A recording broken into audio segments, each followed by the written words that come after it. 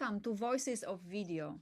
As we get closer to NAB, a lot of the industry conversations center around acceleration, faster encoding, higher density, lower cost per stream.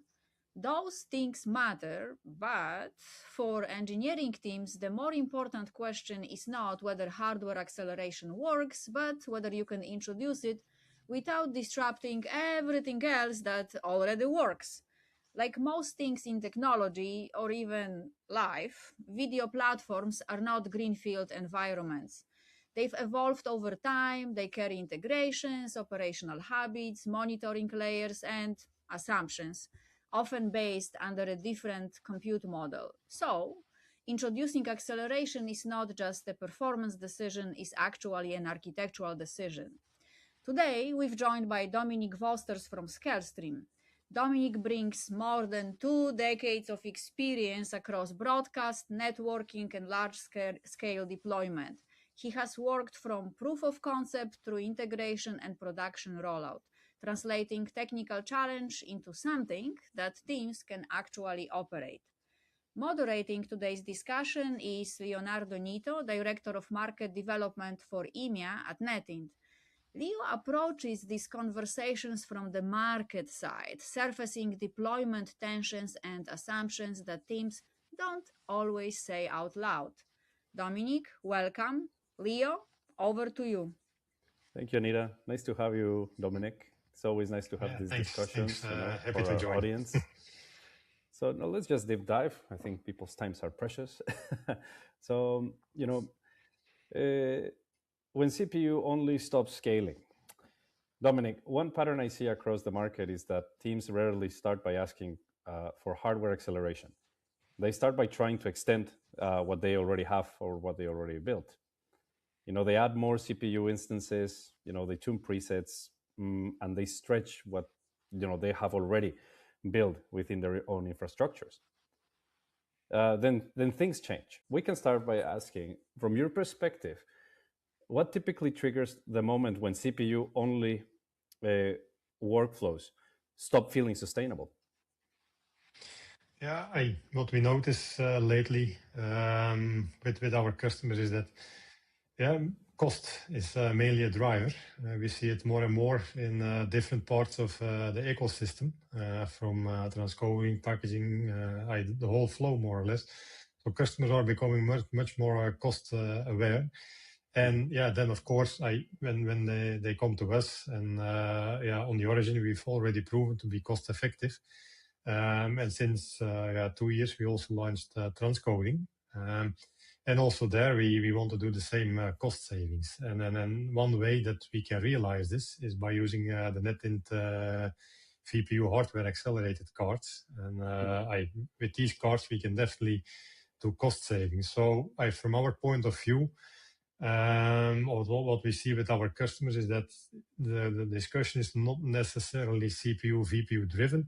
It's mainly cost driven. And then, of course, if you make the calculation based on CPU versus VPU, it quite quickly tilts over to the VPU cards. So, and then, of course, typically they're already running on CPU. So it's not mainly extending what they have on CPU, but mainly building a VPU system in parallel next to it. That's what we mainly see as the drivers, to be honest. Interesting. Nice. And when we speak with these platform teams, hesitation really comes from, I guess, like skepticism about acceleration itself. I think it comes more from fear or disruption. As you mentioned, customers are cost conscious. People are running CPUs, VPUs. I mean, maybe that's not the center point of it. But I do feel sometimes that when people are trying to change something, especially if it's very performant and it ticks a lot of boxes, there's always this hesitation to change. Hence, fear of disruption. I think it's natural for any human just to maybe we're doing something a little too different. When customers hesitate, what do you think they are most afraid of breaking inside their existing workflows? So typically, it depends a bit on which flow. If you're in the video on-demand flow, it's less critical, mission critical, because you do the transcoding offline, and then put the content on the storage. So there, I think the path is less critical. Of course, in the live stream, it's quite critical. So there they are always a bit more careful and don't want to interfere with what they have too much. But there, I think it's important to have a good system around it. So you always have the engine, in this case, the VPU card.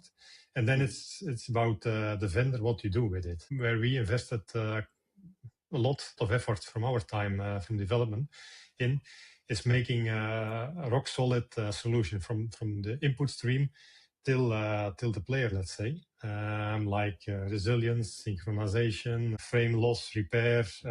So just to make sure that you have an end-to-end resilient flow. And then what technology is behind it. We use the VPU for the hardware acceleration part, but we built a software layer around it to make it resilient and then rock solid for the end customer.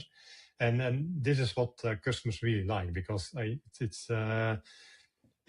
need to have reliability and they need to have a system that works. And of course, if they can rely on the VPU hardware acceleration, they can save costs. Also, the performance they can get out of it, but they look more at a total solution, and that's where we try to be as less disruptive as possible. With the technology behind it, we're quite disruptive, but from the end customer point of view, they don't really see it as disruptive in that sense. That's disruptive, right? You guys make it a little bit smoother so that, exactly. we don't mention the ugly D word, but it's like, no, look, we can do changes. And I guess what you're really about is to provide that architectural stability. Of course, performance and other things, they have to come, because that's the promise of the objective of what we're doing. But let's clarify what actually changes in practice, because this is very interesting. There is often confusion between workflow logic and compute location. From a practical standpoint, when acceleration is introduced, what truly changes and what usually remains surprisingly consistent? There are different customers. So either they go, let's say, in the cloud, or they stay on-prem. Typically, that doesn't really change by using the existing CPU or the new VPUs. So nothing really changes on that. So if they're running in a cloud environment, we can offer it through Akamai Cloud in the cloud as well. If they stay on-prem, then of course we can stay on-prem.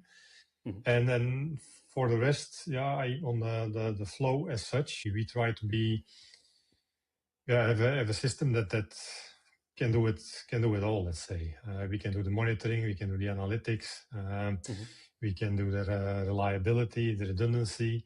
So from the customer point of view, not that much will change in that flow, or at least we try not to change too much. So if it would be fair to say that most of the workflow remains intact. Does the change, the change is primarily about where the compute is executed? Again, but that's a bit transparent because we get an input feed. Then on our side, we do depending on the stream, we do the deinterlacing, we do the decoding. Then we feed the frame to the VPU card that does the transcoding for us. Then we get the frame back, and then we do all the intelligence like synchronization, alignment, frame repair. So that's again done in software on our end. So if you take from the beginning, the input stream and output stream, in our case, the transcoding feeds it to the origin, and the origin feeds it to the CDN. But the magic happens inside the box. But from the customer point of view, it's kind of swapping boxes. So they have an existing CPU with an input stream and an output stream. Typically, they have a transcoder or an encoder and an own packager or a third-party packager. In our case, we just replace the box. We have our own transcoding solution combined with the origin packaging, where the combined solution, the magic happens.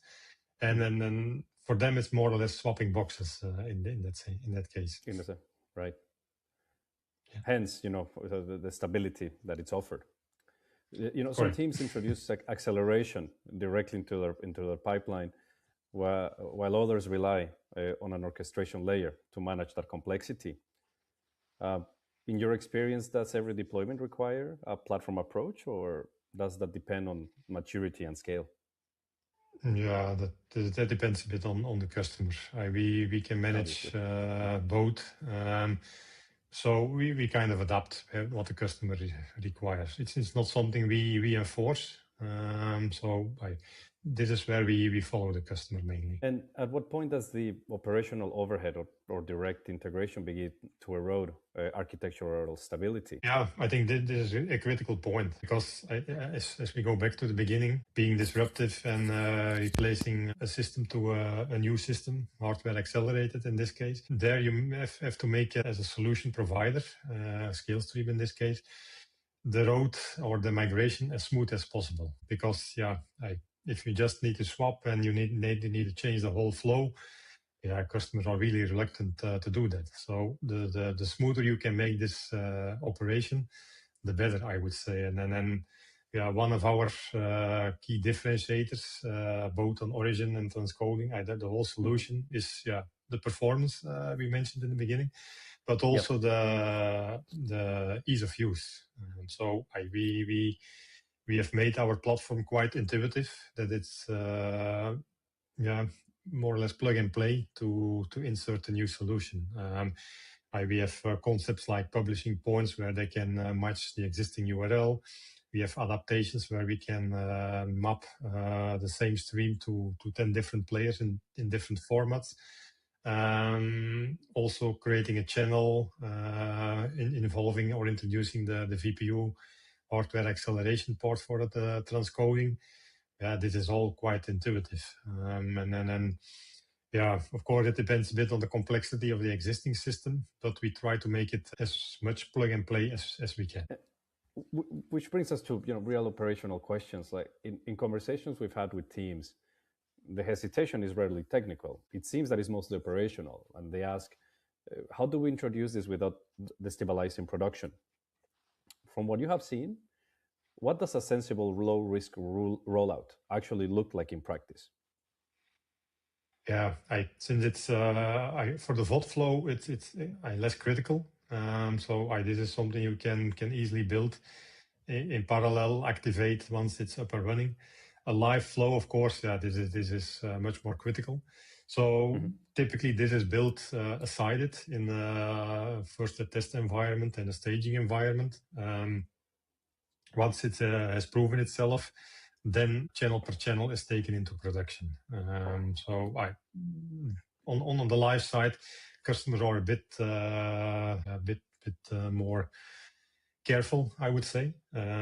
Big bang scenarios are rarely done in these cases. So it's mainly the solution needs to prove itself in a staging environment, and then gradually channel by channel they're moved into production. And this makes it also gives a good overview for the operational team to see what's happening. On our part, since it's all microservices, we can even do the staging and production on the same machine. So that's also something that we often do, is that we have, let's say, the staging and the production system all running on the same hardware, and that it's just a matter of feeding the ingest to the right process, let's say. Do you see teams succeed more often when they treat acceleration as incremental rather than transformational? Not a yes or no answer, but maybe something just to, it's an opinion. It's never a right or wrong answer. I'm not sure if customers try to pick one of the two. For them, it's mainly probably subjective to either one of them. yeah, indeed. And then for them, it needs to work. That's the first thing. The migration needs to go smooth, and then as cost efficient as possible. And then if one tilts to one or the other, I don't know. I'm not sure if. No. It's no. I think the answer is there. It's neither. It's not something that one can pick, but rather something that one has to confront in a way. Yeah. And obviously, as technologies, keep evolving and they look very cool, etc. The goal is really not disruption; it's more controlled evolution. And I guess architectural stability is preserved when change is introduced gradually with measurable boundaries and, of course, low risks for ongoing operations. Correct. Yes. What stands out to me in this discussion is that hardware acceleration is primarily an architectural decision, not necessarily a performance upgrade. Teams succeed when they recognize that most of the workflow can remain stable and that the real work lies in managing compute placement, orchestration, and rollout discipline. Dominique, thank you. This was a practical and grounded discussion in real deployment experience. We will be at NAB. We can continue these discussions down the line. We welcome anybody just to come and discuss with us. This is by no means, necessarily a commercial effort. This is more, a meeting of minds. Thank you so much for joining us, Dominique. Yeah, happy to. And let's connect at NAB or before, of course. Or before. Thanks. Indeed. That was a great conversation. Dominique, I appreciate how clearly you framed this as an architectural adjustment, not a system replacement. Acceleration only becomes valuable if it strengthens the system without destabilizing it. Leo, thank you for grounding this in the real questions teams ask before committing to change. As we head into NAB, there will be a lot of discussion around density and efficiency. Those metrics matter, but as we said, for engineering teams, the more important question is this: can you evolve your system without increasing fragility?